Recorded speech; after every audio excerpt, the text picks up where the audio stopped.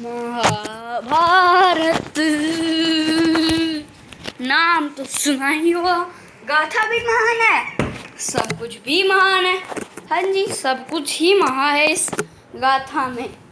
और ये गाथा कब हुई थी? करोड़ों साल पहले। क्या बोले? करोड़ों साल पहले। ठीक है। तो यार आप जब भी यूट्यूब पे सर्च मारते तो आपको 2 घंटे क्यों हो जाते, लेकिन आजकल हमारे पास इतना टाइम नहीं रहता। मेरे अच्छे खुद के पास ही इतना टाइम नहीं था कि मैं 2 घंटे की वो देखूं। ठीक है, तो फिर मैंने बहुत ही मुश्किल से इंटरनेट से वो पढ़ा था, गूगल पे सर्च मार के। हाँ, और अब मैं आपको A to Z महाभारत वो भी एक शॉर्ट टाइम में समझाऊंगा। तो यार बिना कोई टाइम वेस्ट करे चलिए इस वीडियो को एक और लाइक्स और सब्सक्राइब से भर दीजिए। Let's begin. तो यार सबसे पहले ना शांतनु होता है। अब शांतनु भीष्म पितामह का पापा होता है। ठीक है, तो उसको गंगा से प्यार हो जाता है, वो करता है। पहले उसको पता नहीं होता कि वो गंगा से शादी कर रहा होता है, बस ऐसे ही है समझता है, तो सामान्य स्त्री और शादी कर लेता है। फिर बताऊँ क्या होता है यार। पहले के महाभारत से भी पहले क्या था ना, 8 वसु थे, उन्होंने एक ऋषि पुनि की गाय चुरा ली थी। ठीक है, जब ऋषि पुनि मेडिटेट कर रहा था, लेकिन फिर उसको अपनी मेडिटेशन की शक्ति से ये देख लेता है कि उन्होंने वो गाय चराई है। ठीक है, तो फिर वो उनको शराप देता है कि वो ऐसे ही जन्मों जन्मों तक भटकते रहेंगे। तो जो 7 वसु होता है वो तो पहले ही भाग जाते हैं, लेकिन जो हमारा 8वां वसु होता है वो रुक जाता है। तो वैसे ही गंगा के 7 पुत्र होते हैं और उन 7 को ही वो गंगा नदी में बहा देती है। तो यार जो वो होता है ना शांतनु, उसने एक वादा करा होता है कि गंगा जो भी करेगी वो पूछेगा नहीं कि क्यों कर रहा है। ठीक है, लेकिन भाई 7 पुत्र जब गवा दिए उसने तो उसने पूछा कि क्यों कर रहा है। ठीक है, तो फिर उसने बोला कि उनको ऐसा ऐसा श्राप मिला होता है, लेकिन ये 8वां पुत्र जिएगा और हो सकता था तुम्हारे साथ जीता, लेकिन यार अब तुमने मेरा वो जो शर्त थी वो तोड़ दी है, तो अब मैं इनको अपने साथ ले जा रही हूँ। तो भाई काफ़ी सालों बाद भीष्म पितामह आ जाता है। ठीक है, तो ना शांतनु को एक और स्त्री से प्यार हो जाता है, वो शादी लिए आ जाता है। उसका पिता कहते हैं नहीं कि जो तुम्हारा और मेरी बेटी का बेटा होगा वही राजा बनेगा, लेकिन उसने भीष्म पितामह को अगला राजा स्थापित कर दिया होता है। तो फिर ना भीष्म पितामह को जैसे ये बात पता चलती है, वो क्या करता है कि ना वो यह बोलता है कि मैं राजा की सेवा करूंगा और कभी भी शादी नहीं करूंगा, जिससे आगे भी जो मेरे पुत्र होंगे वो कहीं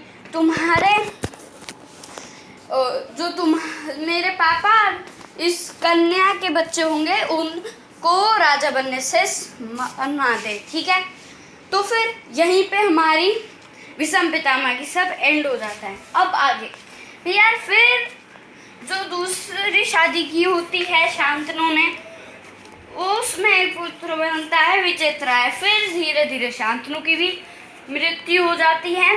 ठीक है, फिर विचित्राय राजा बन जाता है। विचित्राय लेकिन बहुत ज़्यादा कमज़ोर होता है, उससे कोई शादी नहीं करना चाहता था। मैंने उसका रीज़न बता ही दिया है। ठीक है, तो फिर जब उससे कोई शादी नहीं करना चाहता था, भीष्म पितामह गया। ठीक है, एक 3 लड़कियों का स्वयंवर में, जिसमें अम्बा भी थी जो अगले जन्म में शिखंडी बनी थी। तो यार फिर अम्बा को और तो उसकी 2 बहनों को वो ले गया था अपने राज्य में और कहा विचित्राय से शादी कर। लेकिन भैया क्या होता है ना कि वो कहते हैं हम किसी और से प्यार करते हैं, तो वो चली जाती है। लेकिन जो अम्बा होती है ना, वो कहता है कि तुम्हें भीष्म पितामह ने चुराया है, तो अब मैं तुमसे विवाह नहीं कर सकता। तो फिर अम्बा गुस्सा होकर वो कहती है कि अब भीष्म पितामह ही मेरे से विवाह करेगा। लेकिन उसने भीष्म प्रतिज्ञा ले रखी थी कि वो कभी भी ऐसा नहीं करेगा। ठीक है, और भैया मैं आपको ये बता दूं कि भीष्म प्रतिज्ञा जब उसने ली थी तभी उसको ये वरदान मिला था कि ना वो अच्छा मृत्यु ही प्राप्त करेगा, मतलब जब मरना चाहेगा वो तभी मरेगा। ठीक है, तो यार फिर क्या होता है ना भाई, अब मैं उसको श्राप देती है कि अगले जन्म में ना मैं ही तुम्हारी मौत का कारण बनूंगी। और फिर वो अपना सुसाइड कर लेती है। फिर यार सब खुशी खुशी रहने लगते हैं।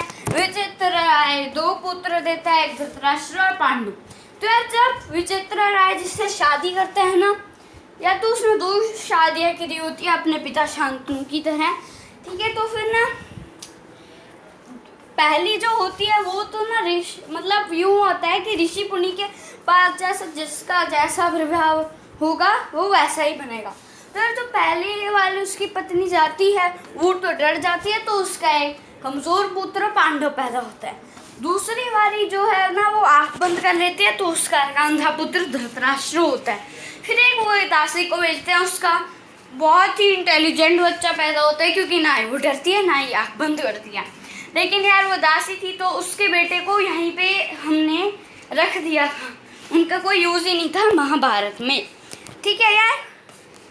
फिर बताऊँ क्या, पांडु जो होता है वो ना बहुत ज़्यादा कमज़ोर होता है, बहुत मतलब बहुत ज़्यादा। तो फिर ना वो कहते जैसे ही मैं मतलब शादी करूँगा और मेरे पुत्र होंगे ऐसे ही मैं मर जाऊँगा, ठीक है। तो वो ऐसे ही वन में घूमने जाते हैं। लेकिन फिर क्या होता है ना, जो उसकी 2 बीवियाँ होती है वो कहती है चलो अब हम कर ही लेते हैं, अब हमारा पति मर जाए तो कुछ नहीं होता, ठीक है। तो फिर वो बच्चे कर लेते हैं और पांडु मर जाता है।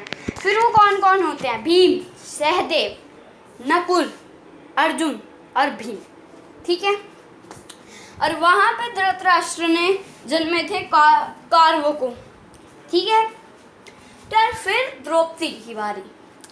हाँ अब यार द्रौपदी एक राजकुमारी होती है, हाँ उसके पापा द्रुपद होते हैं। तो यार अब मैं आपको बताऊँ, द्रौपदी की जो बहन होती है वही होती है शिखंडी, यानी कि भीष्म पितामह की मौत का कारण, ठीक है।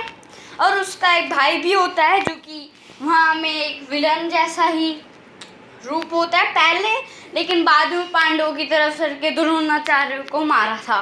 पहले वो एक विलन टाइप सा ही होता है। तो फिर क्या होता है ना, जो उसका पापा द्रुपद होता है वो बहुत ही ज़्यादा नाराज़ हो जाता है, ठीक है। तो फिर ना वो क्या कर रहा था कि उस जो द्रुपद था ना वो तो राजा बन गया था, लेकिन जो उसका भाई था द्रोणाचार्य वो बहुत गरीब था। तो उसने बोला मुझे थोड़े बहुत पैसे दे दो, मैं बाद में लौटा दूंगा। फिर ना वो भिखारी होते हैं, जैसे मैंने बताया था वो बहुत गरीब होते हैं। तो वो बोलता है चलो तुम मेरे से पाँव पड़ो और मेरे भीख मांगो, मैं तुम्हें भीख दूंगा। तो फिर द्रोणाचार्य बहुत नाराज हो जाता है। फिर द्रोणाचार्य पांडवों को पढ़ाता है, कौरवों को शिक्षा देता है, तो फिर वो थोड़ा अमीर बन जाता है। और फिर उसकी लड़ाई हो जाती है भाई द्रुपद से। तो यार पहले फिर बताऊँ द्रौपदी की कहानी शुरू हो जाती है। फिर ना द्रुपद बहुत ही गुस्से वाला होता है कि यार ये मैंने क्या ले लिया, ठीक है। तो फिर यार अब मैं आपको एक दूसरे पार्ट में सारी महाभारत पढ़ा दूंगा। तो अब के लिए बाय बाय गाइस।